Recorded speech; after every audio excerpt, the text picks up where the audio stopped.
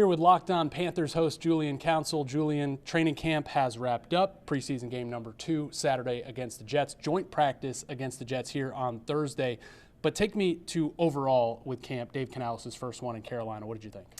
Overall, it's kind of hard to say. I was waiting, honestly, for the joint practice here on Thursday to see another team, see what they look like, to really gauge. And I felt like offensively, after a couple of rough days early on this week, Bryce Young throwing 3 straight days of interceptions, I felt like he was pretty sharp, looked really good today. And I felt like defensively, didn't see a ton of them, but they held their own. Didn't look like the Jets' offense with Aaron Rodgers out there participating. Didn't look like they had the best day. He threw a couple of interceptions. So I think overall, for a team that's trying to establish its identity, trying to establish new culture and energy, something we heard a lot from Dave Canales.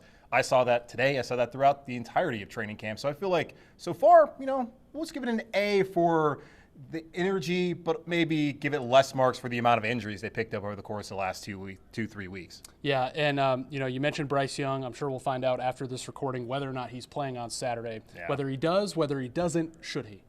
I think he should. I feel like there's more of an excuse this week than there was last week, understanding that joint practices, more controlled environment, you're seeing a different team, and they have the relationship with Robert Saleh, Jero Verrill, also with Nathaniel Hackett, the Jets offensive coordinator. So I can understand how they feel like this week would make more sense to sit them out. But last week, I didn't really understand it. I do see the value in getting to see what kind of depth the Panthers have, and we now know they don't have that much depth at all, but you were going to see the majority of those second and third teamers anyways, as most teams in the league only played their first strings. Like New England played Jacoby Brissett for one series. They played Drake May for only one series.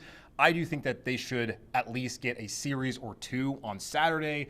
Didn't really understand last week why he didn't do it. This week, I understand a little bit more, but still would think it makes sense to at least have them go through warmups and be able to go out and play a series or two on Saturday night. All right, you've been to camp basically every day for the last 3 weeks. We haven't seen Bryce in a game yet, but you've seen him every day at practice. What are your overall thoughts on how he's doing? I didn't feel like he wowed me too many times during training camp until today. This is where he really was surgical, where Dave was talking about it during the press conference we were sitting at. He said that he was sharp. He was able to get him in and out of huddles. He was in control, and I felt like he was today. And the Jets have a pretty good secondary. DJ Reed's a good player. You have Sauce Gardner. He's a good player as well. And Bryce was able to throw some really nice fade routes to Terrace Marshall Jr. during red zone period. I thought he looked like the real deal during Thursday's practice. Throughout the rest of training camp, yes, there were some interceptions the last couple of days. And Canales talked about he wants to see him take risks in practice. It's not like it's going to hurt you that much. You don't want to do that during the game. And we saw Thursday, we didn't see those interceptions. So I felt like Bryce Young had a solid training camp, but really he stood out to me on Thursday more so than any of the other days. And one of those injuries you talked about, Xavier still trying to work his way back into being able to take part in team drills or a game. How are you feeling about the rookie receiver so far? It's been tough to even see him out. Yeah, it's hard to have expectations for him entering into week 1 against New Orleans as he got banged up. It was a scare with the foot. Fortunately for the Panthers, the MRA came back negative. There's still an opening, though. Jonathan Mingo, he's had his moments so far throughout training camp, but you did see last week in the preseason game, tough drop there. You need to see more consistency coming out of last season, where I do think he's better prepared this year, and they're not putting him in a situation where last year it felt like they just threw him in there before he was actually ready. So I still feel like he can be a contributor, but the wide receiver 3 position behind Deontay Johnson, and we'll see how significant that is. Dave Canales saying that's day-to-day, but still not a lot of depth behind him and Adam Thielen for the Panthers at wide receiver. So I think that Xavier still has an opportunity. But right now, if he's not going to play on Saturday, which doesn't seem like it's leaning towards that, and we have no idea about next Saturday against Buffalo, hard to see him making an impact immediately here. But it's one of those things where you take a guy in the first round, you're expecting him one day obviously to be a contributor, but it's going to take some time, I think, here in Carolina for that to happen, at least this season. Big investment into the offensive line, into some big guys, Robert Hunt, Damian Lewis, you got Corbett in the middle.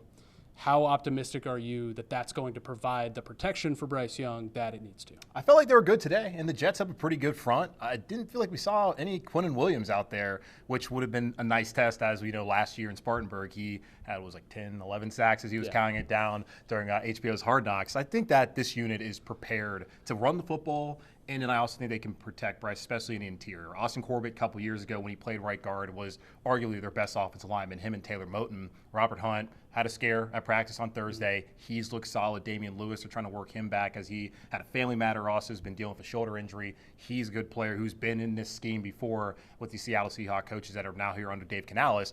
And Icky, he looked pretty good today. And Taylor Moton, he's kind of struggled at times during training camp.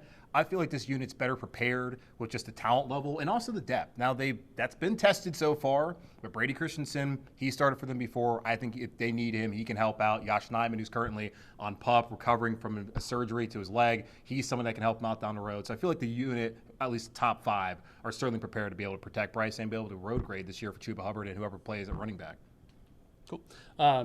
Let's switch to defense. Yeah. I mean, a lot of this team has changed, but a lot of the team on that side has stayed the same under coordinator Xavier. What are your expectations? Brian Burns out of the picture. DJ Wanham still not here. What are your expectations early on in the season? It's tough. You look at certain numbers, it tells you this is a top 5 defense. Then you look at certain advanced numbers, and it tells you that this was one of the bottom third defenses in the league. But you have to also take into context, J.C. Horn didn't play the majority of the season. Shaq Thompson didn't play after 6 quarters in the season. So this is a defense I think that can improve from last year, especially against the run, where they weren't good at all last year. And when you add a guy like A'Shawn Robinson in there, who's a known run stopper, you also add Jadeveon Clowney, who's excellent on the outside setting the edge. And this is one of the things about Brian Burns. Excellent pass rusher, maybe not the best when it comes against the run. I feel like they've upgraded in that department. And you can't forget about Shaq Thompson. A couple years ago, you look at Pro Football Focus, he was elite with his run defense grade. Him coming back in the system, Josie Jewell. And just the understanding that these guys who are coming in from either their time with LA or Denver for Jero Rivero, that there hasn't been kind of that acclimation period. They already know how to run the scheme. I think that they're going to be good against the run. Now, the pass rush is the concern. DJ Wanham, we don't know when he's going to be available, as he was the first of that outside linebacker free agent sign that they made back in March.